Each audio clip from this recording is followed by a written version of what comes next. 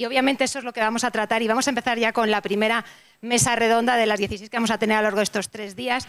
Se titula Pasado, Presente y Futuro del deporte para personas con discapacidad. Yo creo que es muy importante, y creo que todos estáis de acuerdo conmigo, en que es fundamental mirar al pasado para ver en qué punto estábamos, mirar cómo estamos ahora y mirar al futuro por esos retos que nos quedan por alcanzar, ¿no? Por decirlo de alguna manera.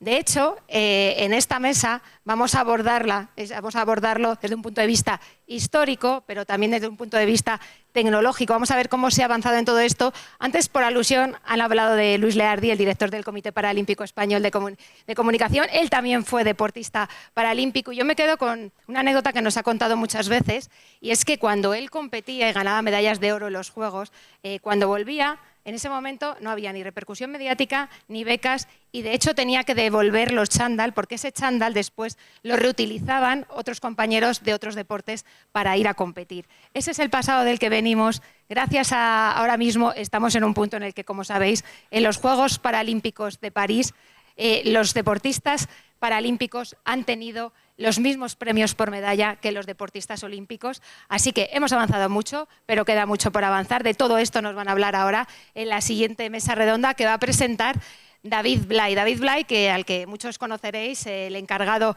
de los podcasts del Comité Paralímpico Español, que ha estado en los 2 últimos Juegos, en los de Tokio y los de París, formando parte de ese grupo de comunicación del Comité Paralímpico Español. De hecho, en los últimos estuvo conviviendo con los deportistas en la villa, era uno de los enlaces, y que además también es autor de 2 libros relacionados con el ámbito del deporte y la discapacidad, que tienen a David Casinos como protagonista. Así que yo ya no me enrollo más, solo os adelanto, y os decía antes, que vamos a tener a deportistas de primer nivel en esta mesa, un campeón en el mundo de ciclismo, campeón paralímpico, campeón mundial y campeón europeo. Así que, David, te dejo ya con ellos. Vale, David. Muchas gracias.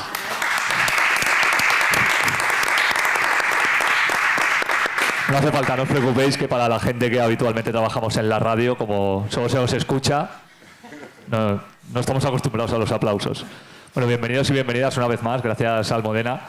Comenzamos la primera de las mesas redondas que vamos a tener a lo largo de los próximos 3 días y que pone en valor y en foco de dónde venimos y hacia dónde vamos, que es una pregunta muy común, pero que muchas veces, por lo que está ocurriendo casi siempre en el mundo de la actualidad, pues nos da poco espacio para plantear las posibilidades de tener memoria. Hablaba Almudena de los podcasts del Comité Paralímpico Español que tengo la suerte de poder realizar, y tenemos precisamente con su director de comunicación, con Luis Leardi, una sección que ha querido que la memoria no se pierda. Es un minuto paralímpico histórico que cada mes nos hace recordar algún hito importantísimo de lo que ha ocurrido en los últimos tiempos, pero que también nos pone en el espejo de cómo era el deporte para personas con discapacidad en los últimos años y las últimas décadas, y en qué se está convirtiendo, no en qué se ha convertido, porque siempre está evolucionando, pero en qué se está convirtiendo. Y de todo eso vamos a hablar con las personas que van a estar aquí. Le damos la bienvenida, ya lo presentaba Almudena, a un hombre que viene de ganar medallas y no cansarse de hacerlo, y que va a escenificar lo que es en estos momentos ese deporte paralímpico. Sergio Garrote, por favor.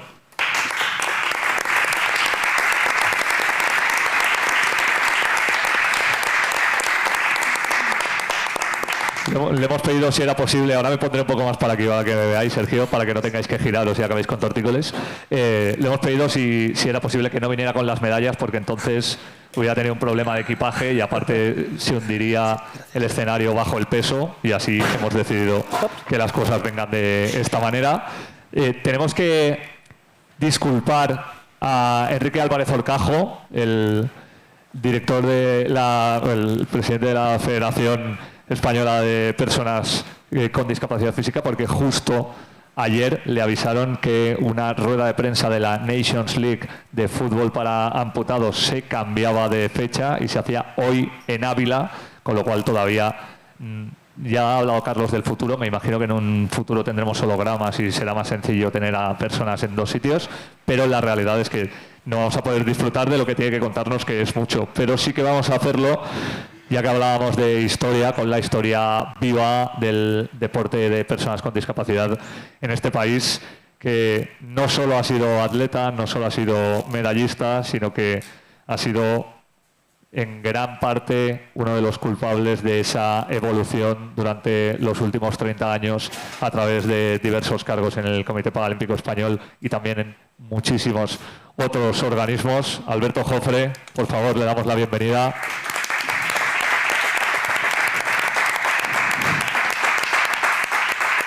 Y las gracias, porque me imagino que todavía no se ha recuperado de su fiesta de jubilación multitudinaria y rompe ese parón para poder estar con nosotros.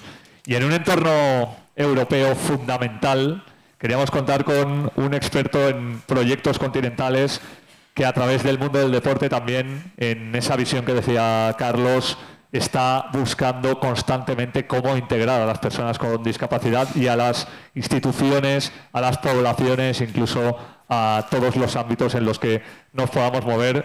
Y va a ser muy interesante también escuchar la visión de Marc de Klerk. Marc, bienvenido.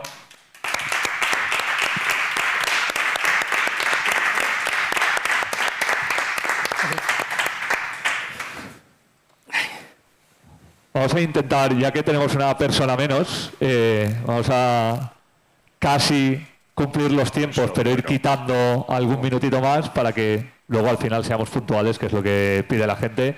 Bienvenidos los tres, muchísimas gracias. Sois historia porque sois la primera mesa redonda de la historia de este Forodis. Y hablando de historia, pues me vais a permitir que empiece por Alberto. Alberto, bienvenido, ¿cómo estás? Muchas gracias y yo podría preguntarte muchas cosas, pero no sé si para empezar quieres comentar tú algo de cómo estás en estos momentos después de una trayectoria que abarca muchas décadas.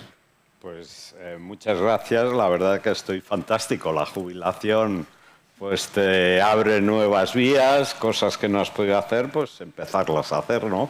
Como hacer más deporte. Y ahí resaltar este polideportivo de Val de las Fuentes, que es donde vengo yo. Ahora vengo un poco más, pero bueno, es donde estoy. Magnífico gimnasio, magníficas instalaciones, las aguas, piscinas, las aguas termales extraordinarias. Entonces, felicitar al Ayuntamiento de Alcobendas porque siempre será ciudad del deporte. También a la Comunidad de Madrid, pues con el programa Relevo Paralímpico ya empieza a haber medallistas, lo llevamos 3 años. Ayer, en la Vuelta Ciclista, antes, hubo un acto con la Federación en la que ensalzaba a las mujeres y allí estaba Manuela Bosch, medallista en el último campeonato del mundo, y salió de ese programa con la Comunidad de Madrid de Relevo Paralímpico, ¿no?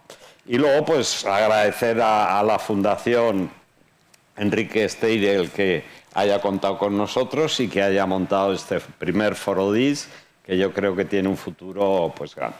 Y ya para entrar en materia, bueno, me habían pedido un poco hacer los grandes hitos de la historia del deporte y yo, bueno, pues lo he dividido en varias secciones. O sea, desde los años 60, que empieza con Sir Ludwig Woodman en el hospital de Stockman Deville, aquello, el deporte era una línea hospitalaria de rehabilitación en el que se intentaba pues acortar los procesos rehabilitatorios de los heridos heridos y gente con lesión medular de la Segunda Guerra Mundial.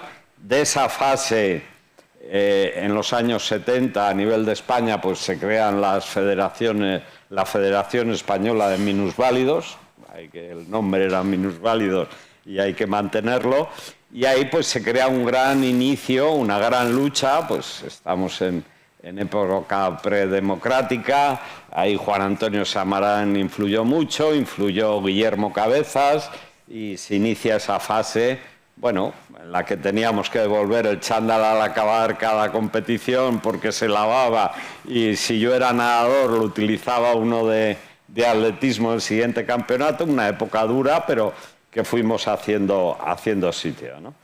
Entonces ya nos plantamos finales de los 80-90, ahí con la ley de 1990 del deporte se se produce un proceso que lo relata muy bien Luis en su libro de Historia del Deporte Paralímpico, pues se segregan y se crean 5 federaciones por discapacidad y que cada una de ellas empieza a funcionar separadamente y se produce a finales de los 80 el gran auge del deporte de personas con discapacidad en España, ¿no?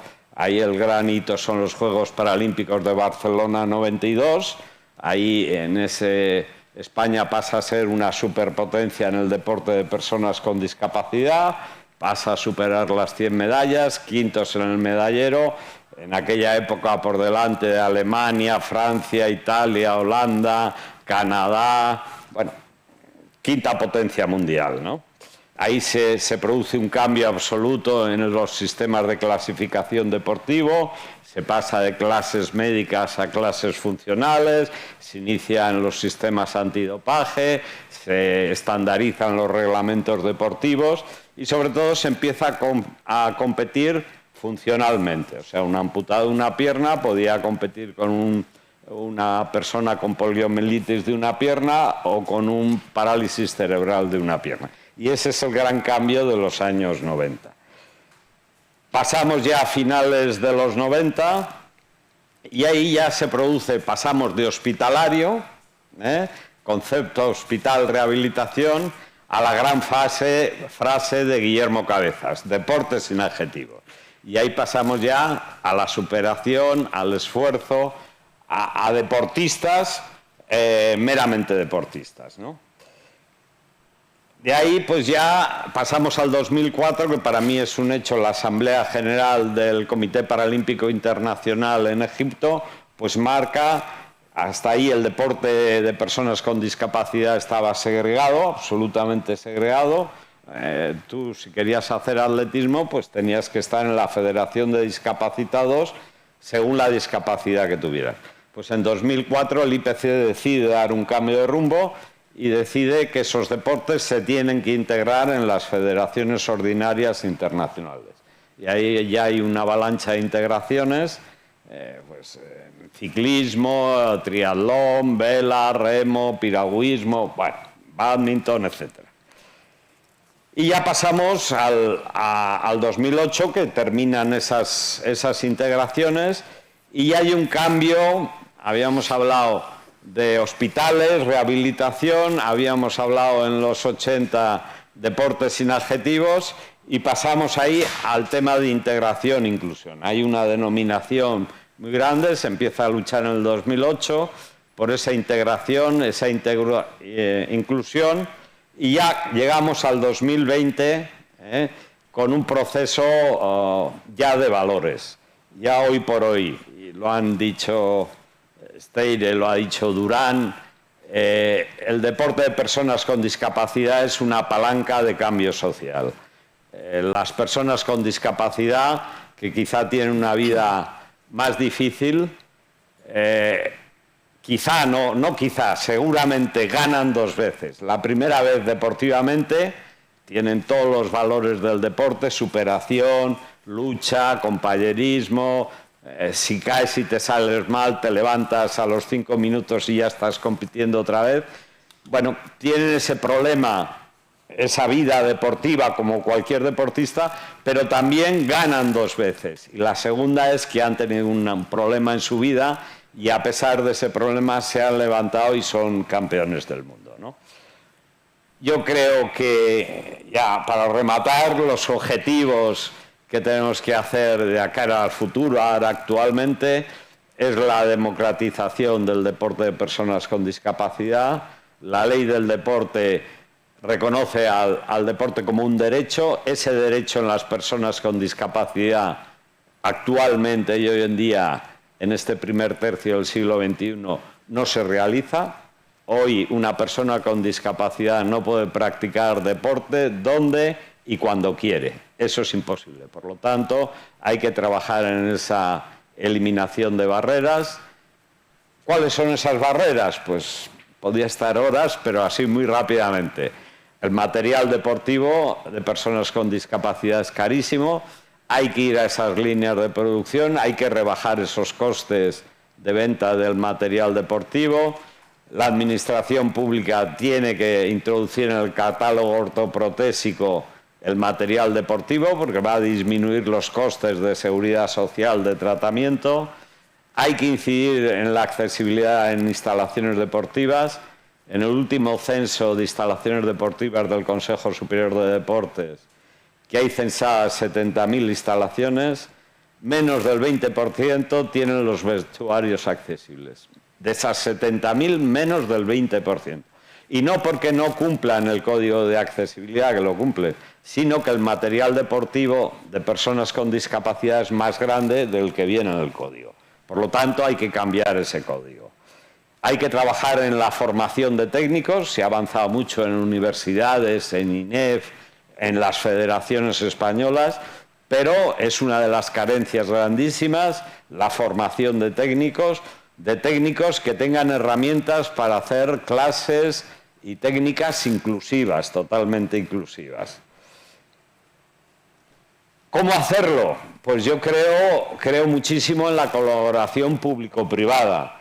Creo que las instituciones públicas están trabajando, invierten cantidades, pero no logran que una persona con discapacidad, insisto, pueda hacer deporte donde y cuando quiera. Y eso es un derecho fundamental reconocido por la ley del deporte que no se cumple en la actualidad.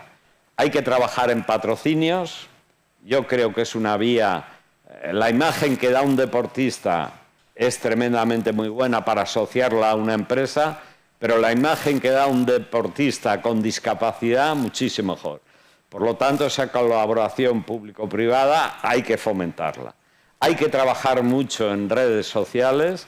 Yo creo que la comunicación antes, salvando Marca, que siempre ha sido muy sensible hacia la discapacidad, Almudena es nuestro gran referente, pues yo creo que las redes sociales han democratizado la comunicación. Antes pues había que ir a esos grandes medios generalistas a pedir por favor que hablaran de la discapacidad.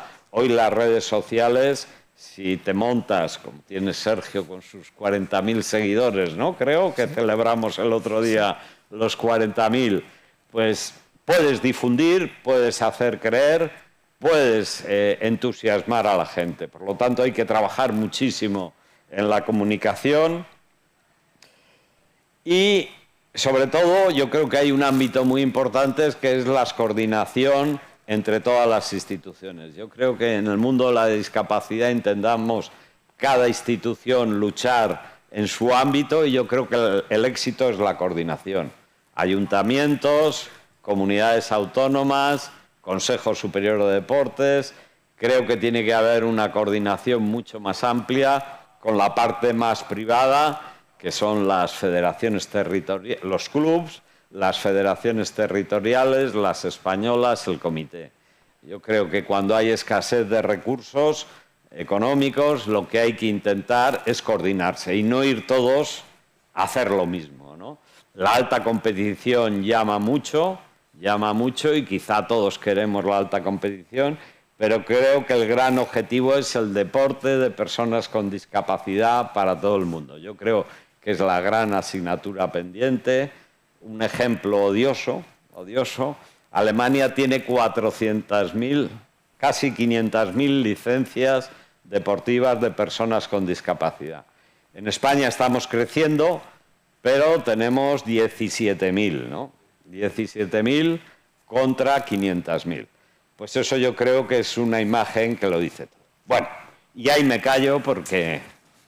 Pues te voy a decir una cosa, Alberto, no es fácil resumir todos estos años en tan poco tiempo, así que te lo agradecemos y nos has dado una foto perfecta de hacia dónde vamos. Me has dejado algún tema además que me va a venir muy bien con Marc, con todas las innovaciones y las inversiones en la Unión Europea, pero antes quiero preguntarle, no al hombre de los 40.000 seguidores, sino al campeón paralímpico en París, al campeón del mundo y a una persona que se ha encontrado el deporte con discapacidad por una situación vital. Ya sabéis que existen discapacidades de cuna y existen discapacidades sobrevenidas.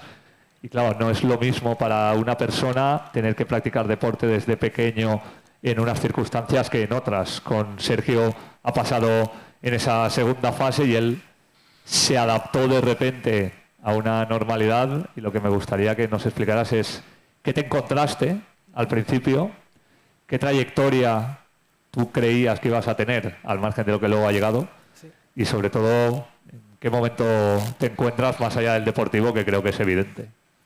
Bueno, lo primero es buenos días a todos, gracias a todos por asistir, gracias a la Fundación, gracias a todas a las autoridades y gracias a los ponentes de la mesa y esta oportunidad de ser la primera mesa del primer Foro DIS de la historia.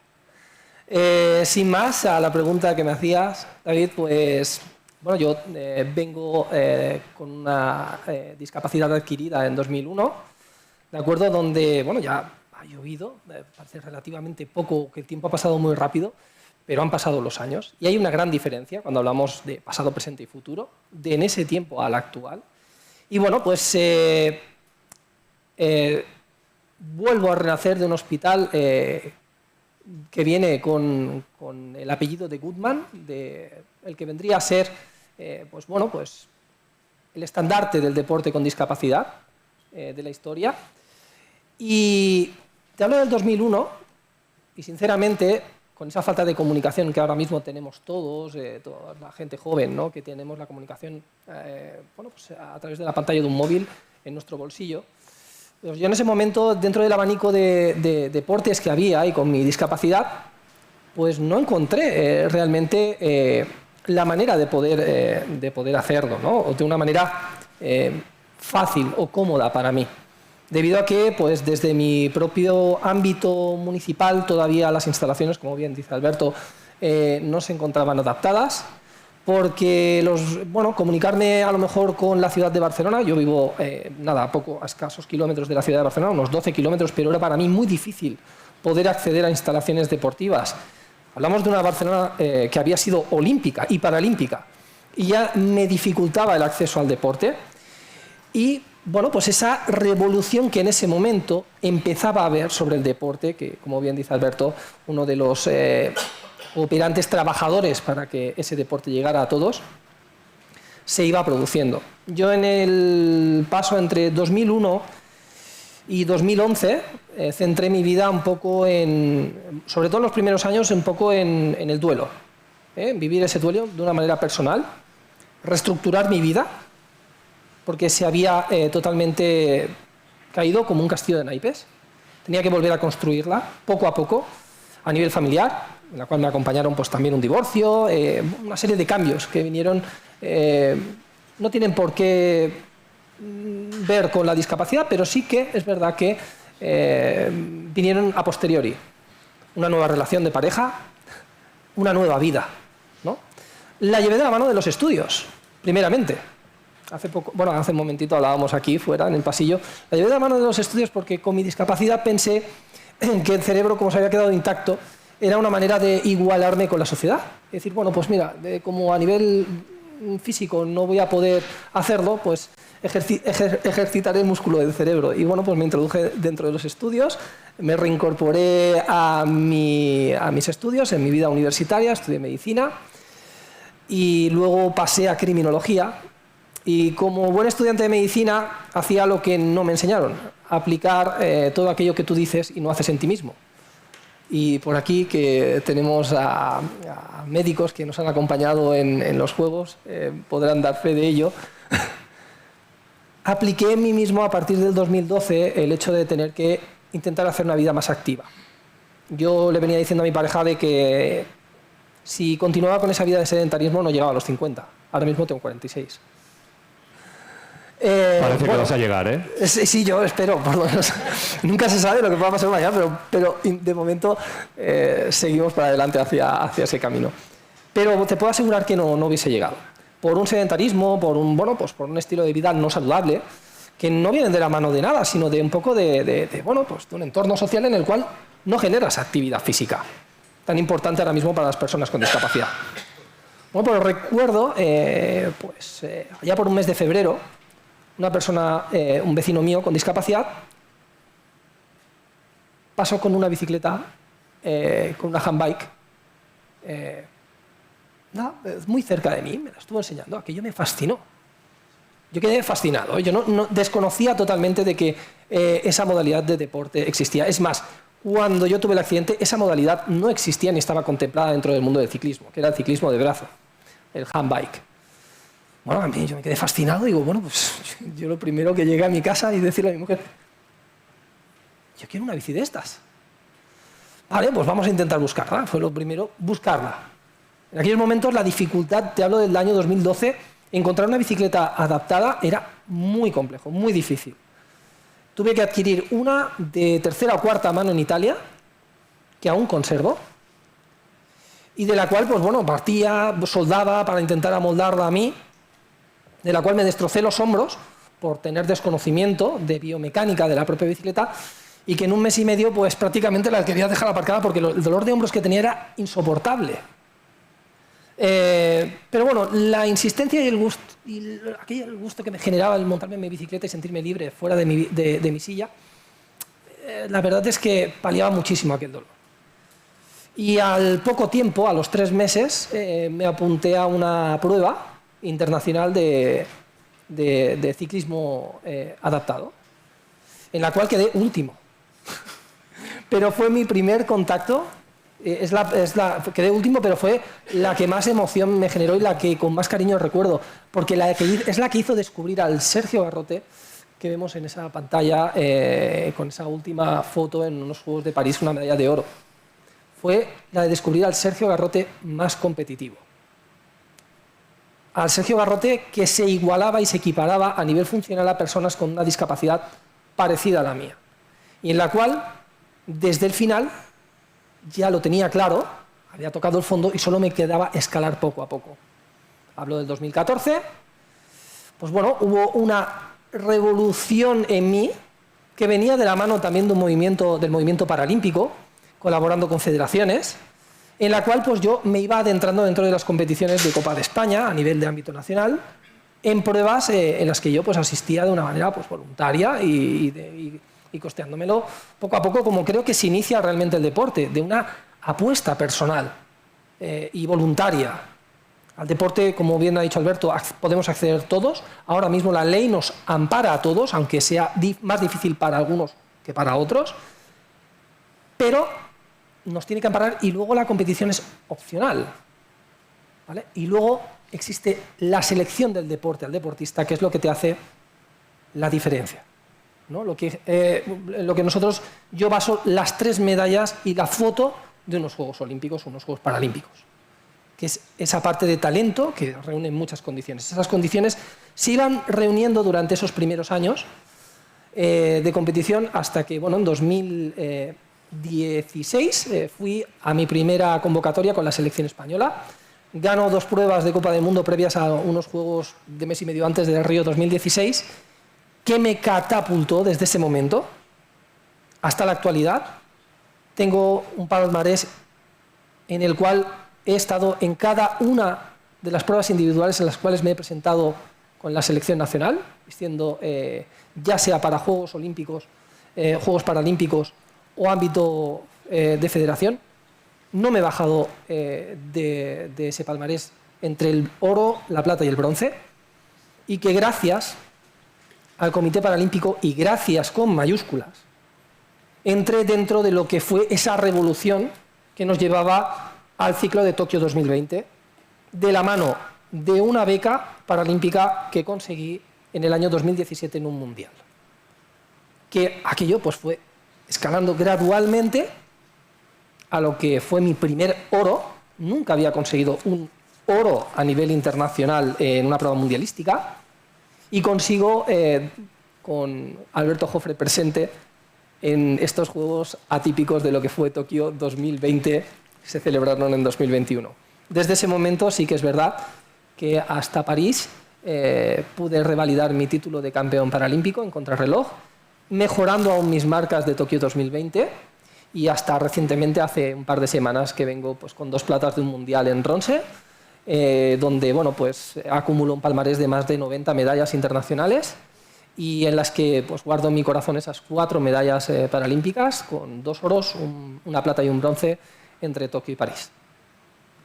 Pues imaginaos, si en 2001 tuvo que encontrar una bici de cuarta mano en Italia y soldarla para convertirse 20 años después en un multimedallista, no estamos hablando de los tiempos que nos decía Alberto, de los años 60, de los años 70, estamos hablando del inicio de los 2000 y esa era la realidad del deporte paralímpico en ese momento. También, por suerte, en muchos ámbitos la Unión Europea está apoyando muchísimos proyectos. Creo, Marc, que ha puesto en la picota, Alberto, algo que es muy importante, que es ¿dónde inviertes? ¿Inviertes en instalaciones? ¿Inviertes en investigación? ¿Inviertes en tecnología? ¿Lo haces distribuido y lo combinas? ¿Qué aplicas primero? ¿Dónde das más dinero? ¿Por qué? Yo me imagino que esas preguntas se las hace la Unión Europea constantemente. ¿Te las haces tú también a la hora de decir dónde voy a ir para traer cosas que aquí impacten inmediatamente? Y tenemos mucha curiosidad porque nos cuentes no solo cómo es tu día a día, sino lo que también se ha conseguido en los últimos tiempos a raíz de todas esas ayudas que se están poniendo en marcha. Bueno, buenos días, muchas gracias, David. Lo primero, no esperéis de mí unos testimonios como esto. Yo no sé vosotros, pero tengo los pelos de punta porque es súper interesante. Un espectacular gestor, un espectacular atleta. Yo por ahí no voy, o sea, ya os informo. Muchas gracias, Carlos. Muchas gracias a la Fundación, a todo el equipo que habéis hecho esto, porque es espectacular. Yo tengo la suerte en mi trabajo de ir a todos los congresos europeos, internacionales, organizados por ISCA, la Asociación Internacional de Cultura y Deporte, Portafisa, que es la Asociación Internacional de Deporte para Todos, AIPS, Asociación Internacional de la Prensa Deportiva, y han empezado por esto, todos. Son congresos que tienen cientos de personas de 40, 50 países, mueven cientos de miles de euros, por no decir millones, tienen una gente, equipos brutales para hacer estos eventos y nacieron todos de una iniciativa como esta. Yo creo, Carlos, ya hablaremos, pero yo creo que esto tiene que tener el día de mañana un ámbito europeo evidente, financiado o no por la Comisión Europea, que esto es lo que... Sí, puede ser financiado, sí, que creo que le hará más ilusión. ayuda bastante, aunque tampoco tanto, no, ahora os comentaré.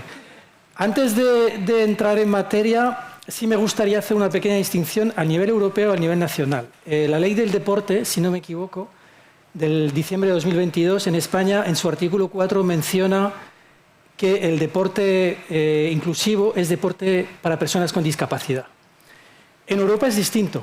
La Comisión Europea plantea un escenario distinto, mucho más grande, mucho más profundo, mucho más arriesgado, anclado en la sociedad, que es deporte para todo el mundo y acceso para todo el mundo. Y cuando digo todo el mundo, digo deporte, igualdad de oportunidades, personas que están en riesgo de exclusión, personas que no tienen la posibilidad de incluirse, que son dos cosas distintas, personas, la diferencia generacional, intergeneracional, etnias, religión, personas dentro del grupo LGTBI+, etcétera. Es decir, todo lo que es deporte inclusivo y, evidentemente, personas con discapacidad. Entonces, mi enfoque o mi experiencia o lo que voy a intentar compartir con vosotros, siempre hablo de deporte inclusivo. También es verdad, luego os daré unos ejemplos concretos, que me centraré más en deporte para personas con discapacidad. Pasado, presente y futuro. Hasta hace 10 años la Comisión Europea poco hacía. Ya sabéis cómo funciona, los países dan un dinero a la Comisión hace unos estudios qué es lo más interesante para el retorno a nivel común, de bien común, y el deporte no estaba, era de forma muy puntual.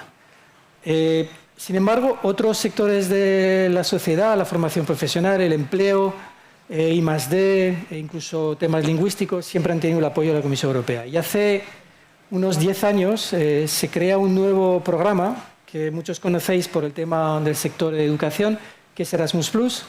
Erasmus+ tenía una vertiente que era educativo, sobre todo en tercer nivel, y abren más el ámbito a la formación profesional, a los colegios, a la formación de adultos y al deporte. Y por primera vez, hace 10 años, la Comisión Europea se centra en, bueno, igual el deporte sería interesante echar una mano porque a nivel de países la diferencia es tan grande que lo mejor es juntarlo todo y enseñar por dónde podemos tirar. Entonces se crea Erasmus+ Deporte, cuyas actividades están mayormente centradas en todo lo que has mencionado menos infraestructura. Infraestructura no quieren saber nada porque pasa a través de otros fondos, que pueden ser fondos FEDER o fondos del Fondo Social Europeo, más temas a nivel de gestión a nivel nacional. De lo que os voy a hablar es de lo que realmente nos interesa a todos, porque ahora mismo todos los que estamos en esta sala podemos participar, integrarnos, presentar, solicitar una ayuda a la Comisión Europea en cualquier ámbito. Los ámbitos en los que están financiando, que ha ido evolucionando hasta hoy en día, es que es el hermano pequeño de los otros programas de la Comisión Europea, sigue siendo una prioridad menor para la Comisión Europea, pero sigue estando ahí, que hay muchas posibilidades de financiar proyectos, que son desde congresos como este, hay muchos congresos europeos que han nacido, no sé si os sonará, por ejemplo, también el Día Europeo del Deporte Escolar está financiado por Erasmus+, la Semana Europea del Deporte está financiado por el programa Viactive, tenéis los Juegos Mediterráneos, fueron financiados en su tiempo por Erasmus+, tenéis los Juegos Interempresa, que también financiados por Erasmus+ Deporte, y muchísimas más cosas. Pero es que lo que financia es desde proyectos de una simple charla con varios países, por ejemplo, el día de hoy podría estar financiado perfectamente por la Comisión Europea, al 100%. No estoy hablando de crédito, estoy hablando de subvención a fondo perdido. No es vamos a solicitar como puede ser un préstamo ICO, como puede ser ese tipo de cosas que tenéis que pagar intereses, que es a posteriori. No, todo lo que hace la Comisión Europea en este sector es antes de, en base a un proyecto, una propuesta, examina la propuesta y si la propuesta es aprobada, financia el 100% de las actividades. Y hoy en día no financia en función de lo que se ha gastado uno, que eso es muy interesante, sino en lo que ha ejecutado uno. No sé si veis el matiz. Yo antes, cuando llevo 30 años en esto, pues nos hemos gastado tanto en viaje, tanto en material deportivo. Aquí tienes las facturas. La Comisión ya no quiere esto, que eso es muy interesante porque agiliza todos los procesos, sino que lo que quiere es que tú me has dicho que vas a hacer una conferencia. Vale, enséñame vídeos, fotos, firmas, reportajes, prensa sobre esta conferencia. Que has fomentado un manual formativo, estoy pensando en voz alta, para el ciclismo, para personas con discapacidad, enséñame los medios que has utilizado, el resultado final, el vídeo, etc. Es decir, hay muchísima más libertad y sobre todo mucha menos carga administrativa, que esto antes era un hándicap. Problema que hay, y eso nos inquieta a todos, esto será el presente. ¿El futuro cuál es?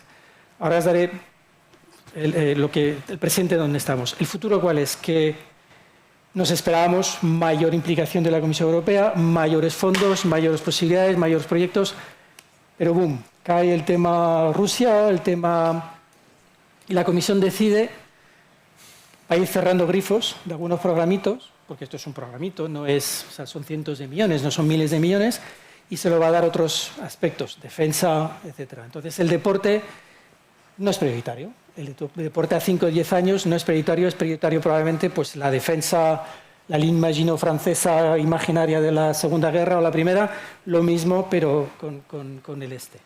Entonces, esto desaparecerá. Es ese primer problema que veo en el futuro. El segundo problema que veo es, hace unos años, cualquier asociación, club, federación, institución relacionada con el mundo del deporte, concejalías, consejerías, institución pública, privada, podía presentar un proyecto europeo a la Comisión Europea como entidad sin ánimo de lucro o entidad relacionada directamente con el mundo del deporte. Eso ya no existe. Ahora es barra libre para todo el mundo, una SL, una SA, una consultora, una constructora, cualquiera puede presentar proyectos europeos. Entonces desnaturaliza por completo la ayuda que da la Comisión Europea.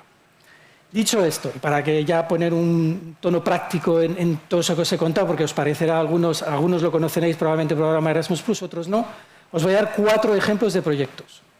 2 los hemos llevado a cabo con el Instituto España se mueve, que es un grupo de comunicación que represento, llevo la parte internacional, y 2 con otro hijo mío, entre comillas, que es la Asociación Española de Pickleball, que también tenemos 2 proyectos, y uno con pádel. Todo esto con personas con discapacidad. Primero, tenemos un proyecto aprobado que se llama el ID for Sport, que estamos ISCA, el Ministerio Francés de Educación, el Ministerio Portugués de Deporte, en España está España se mueve, que hemos trabajado con FEDI, con el Comité Paralímpico, que nos ha ayudado un montón, que, para que veáis el tipo de proyecto, tiene varias fases. La primera fase es hacer un estudio de qué deportes emergentes y tradicionales están favoreciendo o se han ido reconvirtiendo para dar más oferta deportiva a personas con discapacidad intelectual y física, con chavales de 10 a 20 años. Pues este proyecto, que son 3 años, es un proyecto ya de cientos de miles de euros. La primera fase lo que hemos hecho es, y gracias por ejemplo a FEDI y al comité, ver a nivel nacional qué legislación hay, qué existe, qué deportes hay, qué tipo de reglamentación hay. Y entre los 6 países, 7 entidades, hemos detectado 27 deportes o disciplinas deportivas que no necesariamente son fútbol, tenis, baloncesto, sino que son más alternativos, más deportes emergentes, 27 disciplinas que hoy en día se pueden, a coste muy limitado, implementar en colegios y en clubes deportivos para los más pequeños.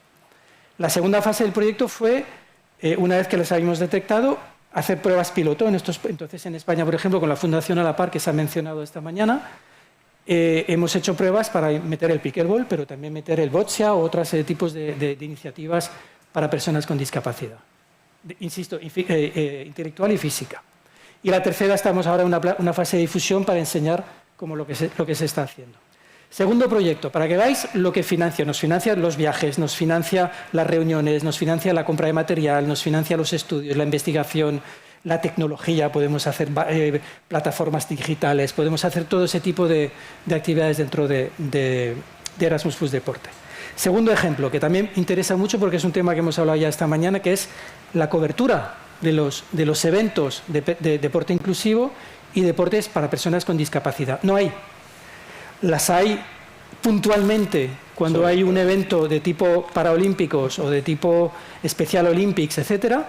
Hay efectivamente más cobertura que hace unos años, pero el resto, una carrera local, no hay nada. Un campeonato de natación a nivel regional, pero para personas con discapacidad, no hay nada, no hay cobertura. De hecho, hicimos un proyecto con España se mueve y que nos dimos cuenta que un 2%, un 3% de los medios tenían cubiertos estas facetas.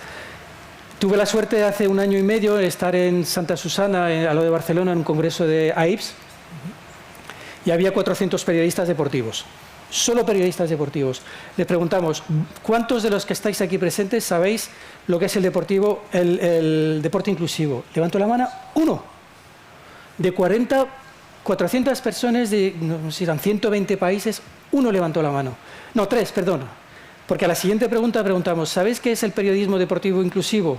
Levantó la mano 1 persona. Aquí está todo por hacer.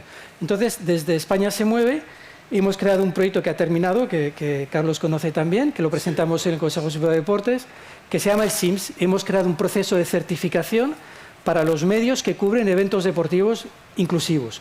Discapacidad o no discapacidad. Y esto empezará a andar a partir del mes de enero y reconocemos a las entidades, AS, Marca, la Gaceta del Sport, Le Figaro, me da igual. Todos los medios que de alguna forma, el día de mañana, quieran hacer cobertura de deporte inclusivo, lo podrán hacer al menos con un sello de una entidad que garantiza que es así. Y 2 proyectos más pequeñitos, muy interesantes. Pádel. La Federación Valenciana de Pádel, de la Comunidad Valenciana, creó un proyecto en el que tuve también la suerte de participar, que se llama Pad for All, que era crear unos cursos de formación específicos para chavales con discapacidad intelectual y física de 8 a 18 años más o menos, crear una formación específica para los profesores, instructores de pádel, con un material específico, con unas palas específicas de pádel. Y ese proyecto lo que hicimos fue difundirlo en 4 o 5 países para que estos países también pudiesen implementar esos contenidos, esas experiencias, esos materiales en su entorno. Y cuarto proyecto, ya me callo, es un proyecto que tuvimos en Pickleball que se llama Pick for All, tampoco es muy innovador como título, que es muy interesante el acrónimo en Europa. El Pick for All, que era En España, en la Asociación Española, tenemos una experiencia por trabajar porque trabajamos con la Fundación A la Par, con la Fundación ALAS, Síndrome de Down, y tenemos una experiencia que además yo diría pionera a nivel mundial de trabajar con personas con discapacidad.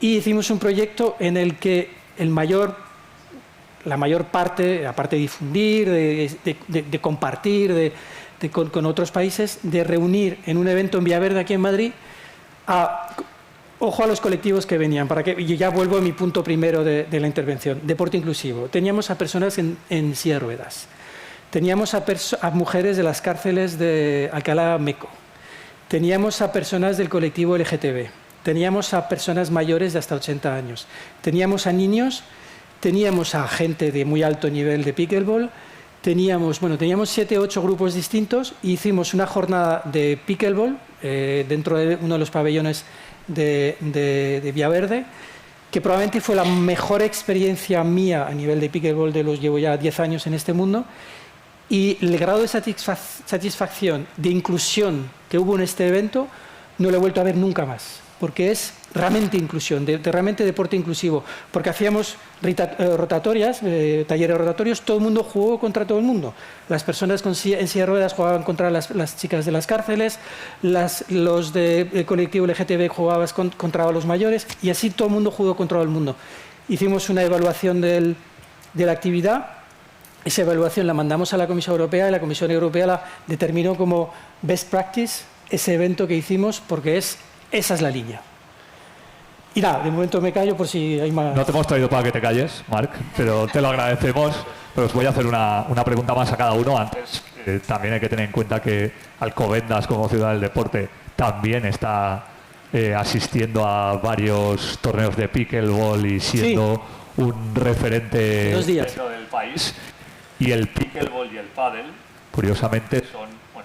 podríamos decir también el tenis, aunque tiene algo más de dificultad, pero son los únicos deportes que hoy pueden practicar al mismo tiempo, jugando juntos, una persona que esté de pie y una persona que esté en silla. Simplemente para que os hagáis una idea, en el pádel la única diferencia es que los jugadores de pádel en silla tendrían que dejar botar como máximo 2 veces la bola, y la persona que va a pie una, pero pueden jugar un partido entre ellos, que es algo que en el resto de deportes con discapacidad no ocurre, ¿no?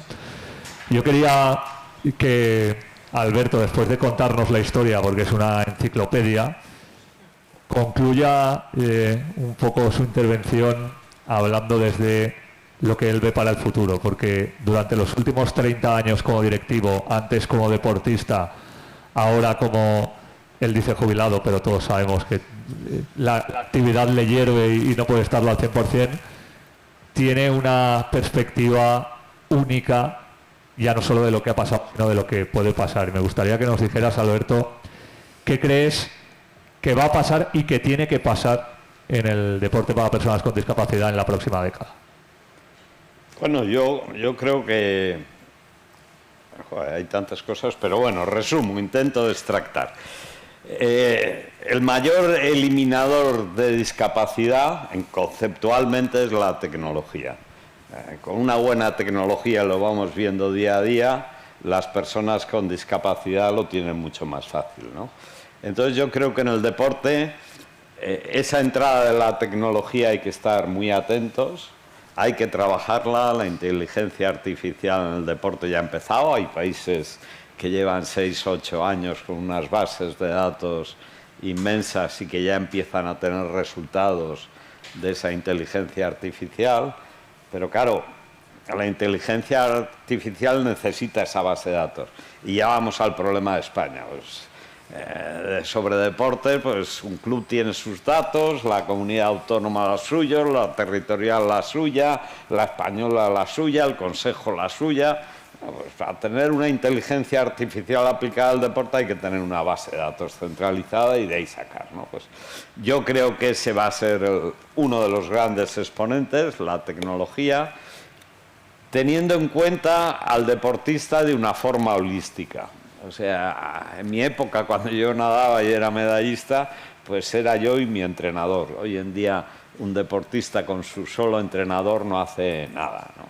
Y es holísticamente la visión global de todo, pues médicos, fisioterapeutas, biomecánicos, psicólogos, nutricionistas, bueno, todo ese entorno, además de patrocinadores, federaciones, medios de comunicación. Lo que Alberto Durán decía hace un rato, la familia paralímpica. Hoy el deportista sí hace todo el trabajo, es el que lucha, es el que suda y es el que sufre, pero toda esa familia paralímpica es la que colabora.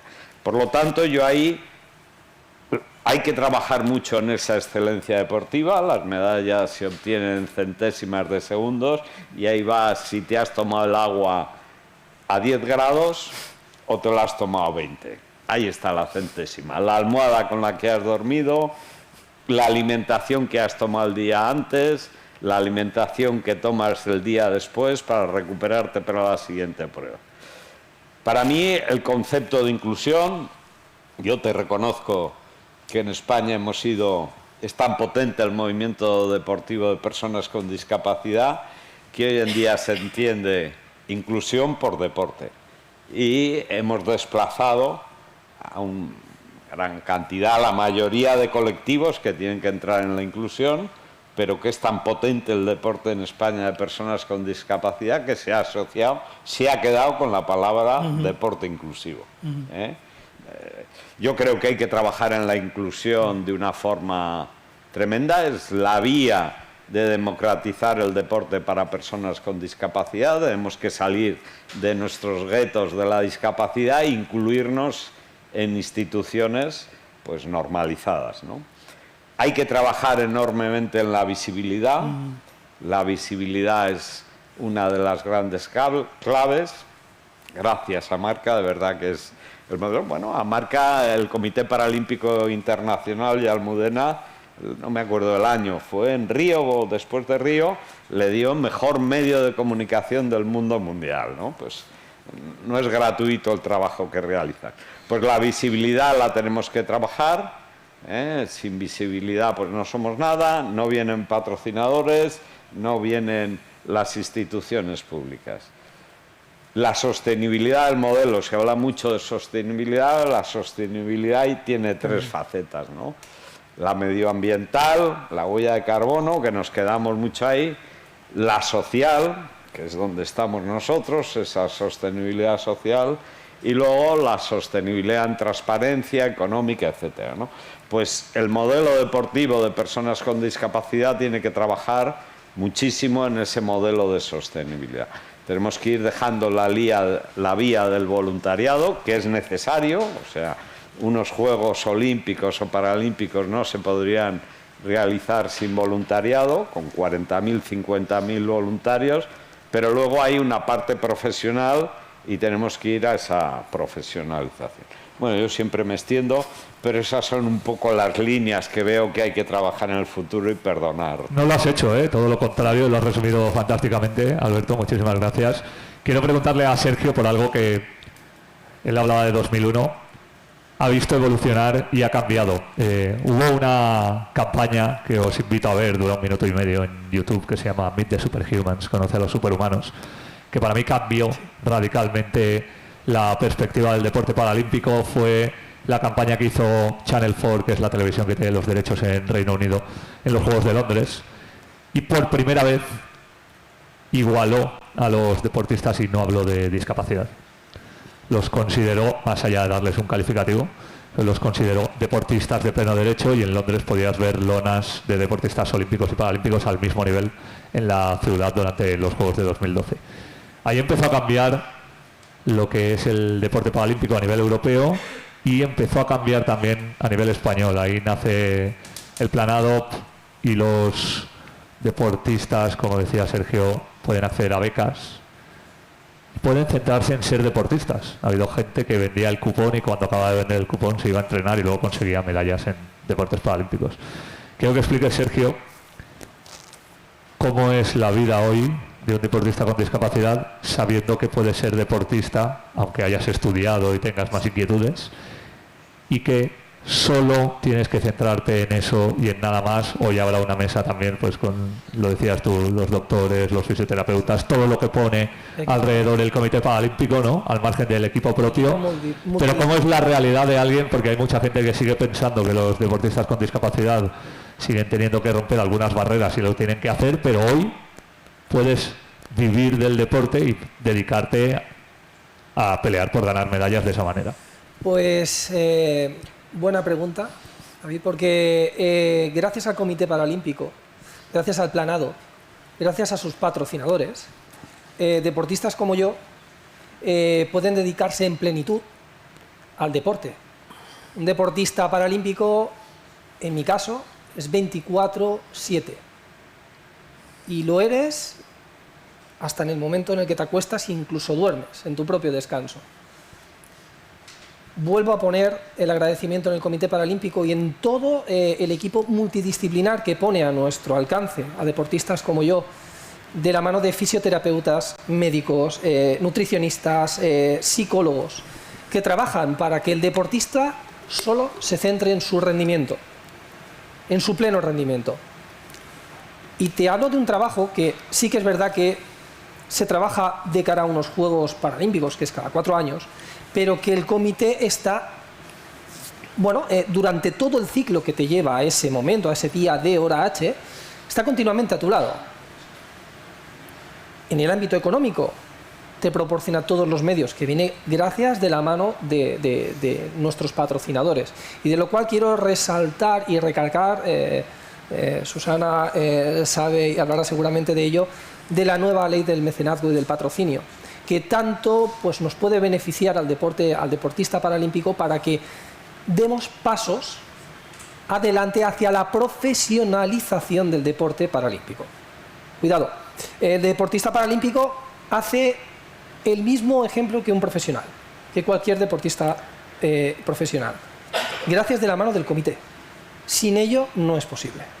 O sea, yo tendría que, bueno, pues como bien decías, tener una vida activa por un lado y luego la vida deportiva por otro. Ahora mismo el Planado a mí me ofrece esa solución de poder dedicarme esas 24/7 mientras yo me mantenga en activo. Mis resultados evidentemente también sean los que ofrecen esa calidad de deportista y lo que luego tú también vas a plasmar en unos Juegos Paralímpicos, en unos mundiales, en una competición internacional, como deportista y emblema de un país.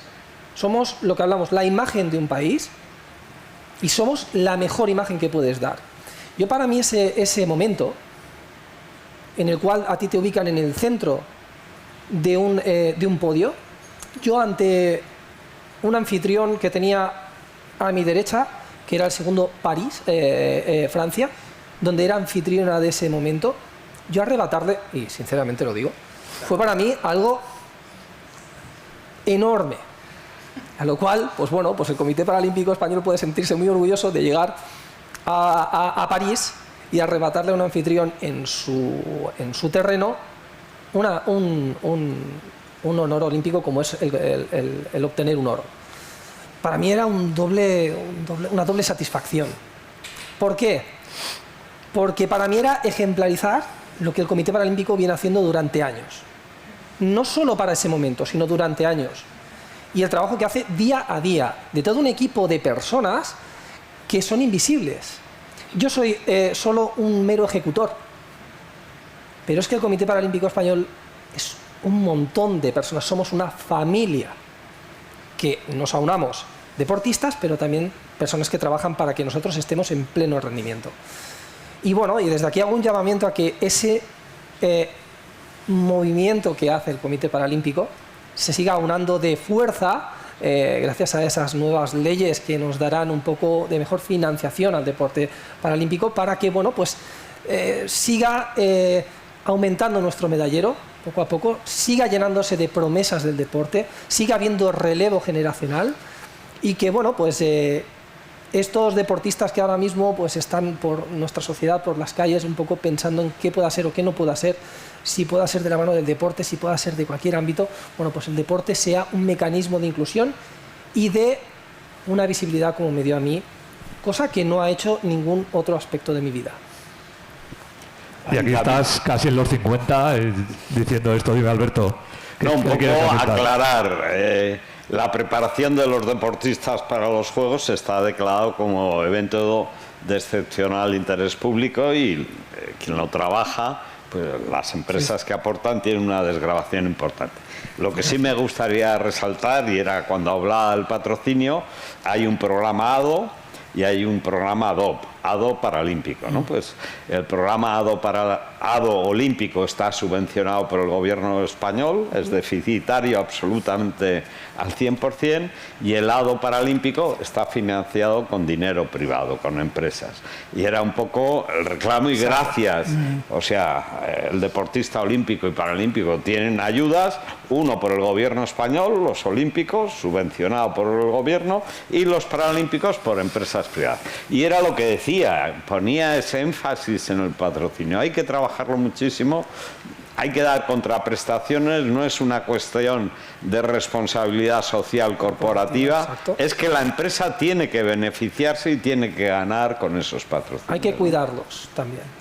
Bueno, eso lo hacéis Eso lo intentamos hacer nosotros. Lo hacéis muy bien. excepcionalmente. Y luego, pues un poco también mostrando la mejor cara de lo que es en sí la familia paralímpica. Bueno, y al final que los deportistas también lo han entendido, el hecho de que un deportista paralímpico como Sergio tenga un nivel de redes sociales y de comunicación constante, nos habla también de la importancia, como decía Alberto, de la comunicación y de lo creciente que es el hecho de poder estar ya no solo con los sponsors, sino con la gente que te sigue y que va haciendo más grande esa familia paralímpica. Para cerrar contigo, Marc, y además tú nos lo planteabas, nos has dicho muchos ámbitos en los que una SL, una SA, un pequeño ayuntamiento, prácticamente cualquier persona física y jurídica puede acceder a las posibilidades que da hoy la Unión Europea, pero ahí, sabiendo todas las dificultades que nos estamos encontrando y que ya nos explicabas, ¿hay algunos ámbitos concretos donde tú crees que va a haber más inversión en los próximos años o que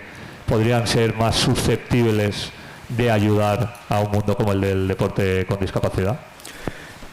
Sería un poco, adivino lo que va a pasar. Yo sí os puedo decir que cada 7 años la Comisión Europea replantea sus prioridades de cara a las ayudas o el apoyo que da al mundo deportivo en este caso, ¿no? Inclusivo o no inclusivo. Es verdad que la Comisión Europea no se mete en el deporte federativo de ningún tipo, solamente se mete en el deporte inclusivo o personas con discapacidad, digamos, de práctica social, no de base, práctica, bueno, el deporte base. Y es para contestar a la pregunta, efectivamente. Tiene varias prioridades, que es el deporte base, el tema del dopaje, el tema de la igualdad de oportunidades y el tema también que han sacado, que es un poco más intangible, que es el tema de la ciudadanía europea relacionada con el mundo del deporte. Es más difícil ahí ver un poco el aspecto práctico. Yo lo que sí, con la que viene, porque Winter is coming, o sea, a nivel de financiación europea y ayuda de la Comisión Europea, es que los Estados, España, a través del Consejo Superior de Deportes, el Comité Paralímpico, la Fundación Deporte Joven, todos los estamentos públicos de España, cuando van a Bruselas, al igual que sus 26 compañeros, digamos, de ámbito deportivo, hagan presión a la Comisión Europea para que esto se lo tome en serio, porque de verdad que la parte deportiva a nivel de Comisión Europea es mínima, es que no es nada. O sea, si lo veis con otros proyectos de I+D o proyectos de, yo qué sé, incluso de cooperación, no tiene nada que ver. Entonces, y el deporte es horizontal, no es, vamos a trabajar el tema lingüístico, no, es horizontal. O sea, todo el mundo hace deporte o actividad física y todo el mundo se puede sentir beneficiado por lo que puede hacer la Comisión Europea. El problema está en que si ciertos estados no dan todos los medios necesarios, no todas partes hay un ADO, no en todas partes hay un seguimiento de los atletas al nivel que está en España o Alemania. Entonces, tiene que haber homogeneidad de cara a todos los estados para ir a presionar a la Comisión Europea para que en retorno a la Comisión pueda abrir más opciones. Un programa europeo exclusivo para el tema del deporte es muy poco, muy poco. Y la sociedad necesita pues, la paz mental, la posibilidad de tener todos los recursos posibles, físicos, mentales, entrenadores, medios, todo se puede llevar, la Comisión Europea financia todo, absolutamente todo. Y todos los que estamos aquí podemos acceder. Y al igual, ya voy a terminar porque ya lanzo una piedra a lo mío. Cuando tú comentabas los deportes inclusivos, yo recuerdo una imagen que la tengo grabada, que es en una pista de pickleball, perdonadme, pero vuelvo a esto. Estaba en la pista Rubén Castilla, silla de ruedas, un chaval de 12 años, un señor de 21 años, chaval con síndrome de Asperger, y el número 3 del mundo de la época de pickleball, que era Cal Yates. Estaban jugando los 4 al pickleball, obviamente cada uno a su nivel, pero los 4 tenían sonrisa de oreja a oreja y no querían salir de la cancha ninguno de los 4. Yo es hacia donde voy yo. Los proyectos que estamos a nivel europeo son estos. Y yo recomiendo a todo aquel que quiera hacer un proyecto que vaya hacia allá, porque eso es lo que quiere la Comisión Europea. Yo la verdad que el comité ha trabajado en 6 o 7 proyectos Erasmus Plus, sí. 6 o 7, ahora estamos en 2, el que comentabas con España se mueve, y otro de accesibilidad. El de accesibilidad nos han dado 500.000 euros, y la verdad que es fácil conseguir. Hombre, sí, hay que tener armado un proyecto bien armado, con cara y ojos y resultados, y te tienes que asociar con otros países europeos, ¿no? Claro. Pero fácil de hacer si tiene sentido la cosa. O sea, no es pedir dinero por pedir, es que vas a hacer algo que va a dejar un legado. Si se tiene ese concepto, un legado, vas a hacer un cambio, ¿no? Yo creo que es fácil, y a nosotros los 6-7 proyectos que hemos hecho con la Unión Europea han ido muy bien, se han liquidado bien y hemos dejado legado. El ejemplo es muy claro cuando te rodeas de profesionales, y lo ha dicho Sergio con el comité, Alberto ha estado 30 años dentro y Marc nos está dando las claves. Hay posibilidades de poder seguir dando pasos a nivel local, a nivel nacional y a nivel internacional. Gracias a los tres por abrir este Forodis, y seguimos con las charlas. Muy bien.